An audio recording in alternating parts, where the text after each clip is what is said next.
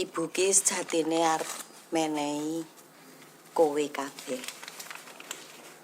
Ning dudu wujud omah apa lemah.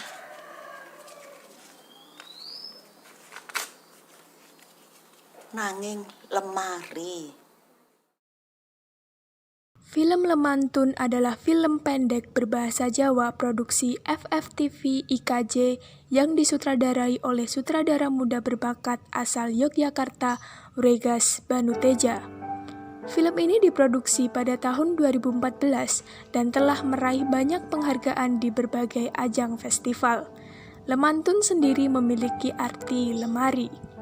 Seluruh pemeran yang ada dalam film ini merupakan aktor senior yang sering berkarya di tahun 70-an dan 80-an seperti Tati Wardiono, Den Bagusengarso, Agus Kencrot, Titik Renggani, Triato Hapsoro, dan Freddy Rotterdam.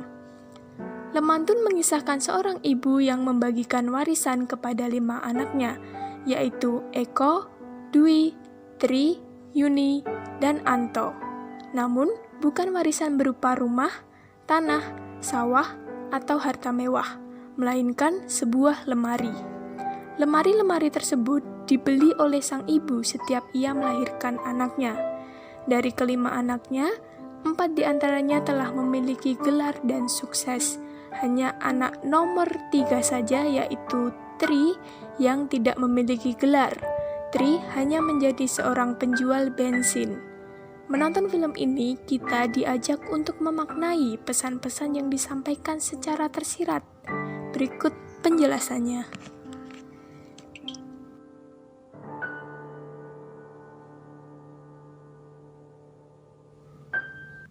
Dalam satu kesempatan wawancara, Wregas Banuteja menyatakan bahwa lemari adalah simbol dari rahim seorang ibu.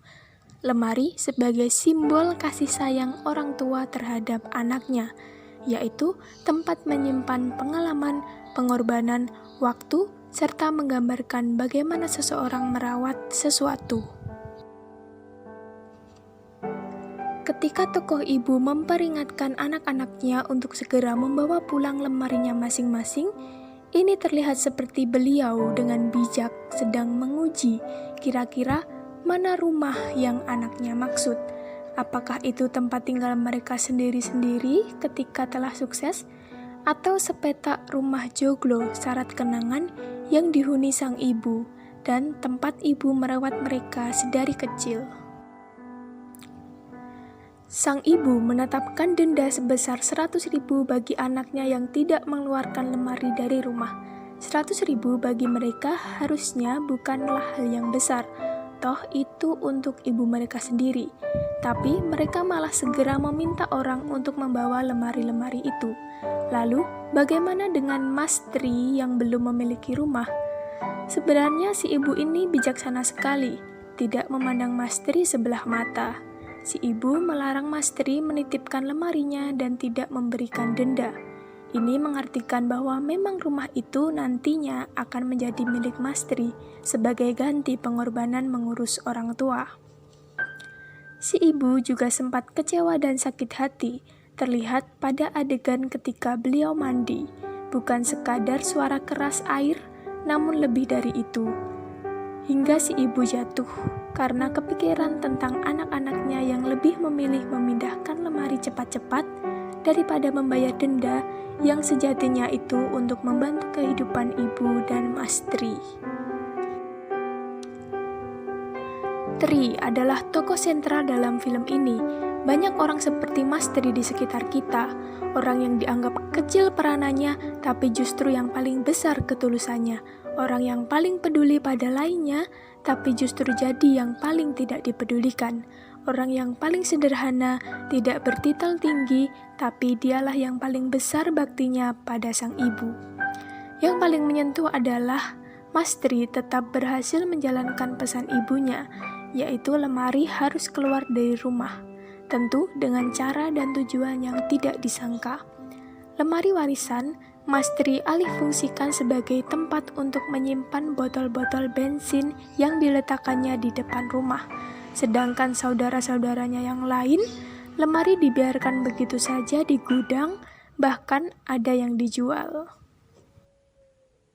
Seperti yang dijelaskan di awal, lemari adalah simbol rahim, dapat dimaknai pula sebagai cinta dan kasih sayang.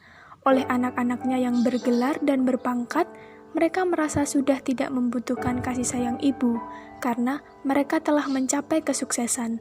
Berbeda dengan Mas Tri yang menjaga lemari itu seperti merawat ibunya sendiri, membalas pengorbanan panjang yang telah dilewati ibunya dari setiap kelahiran yang ditandai dengan lemari.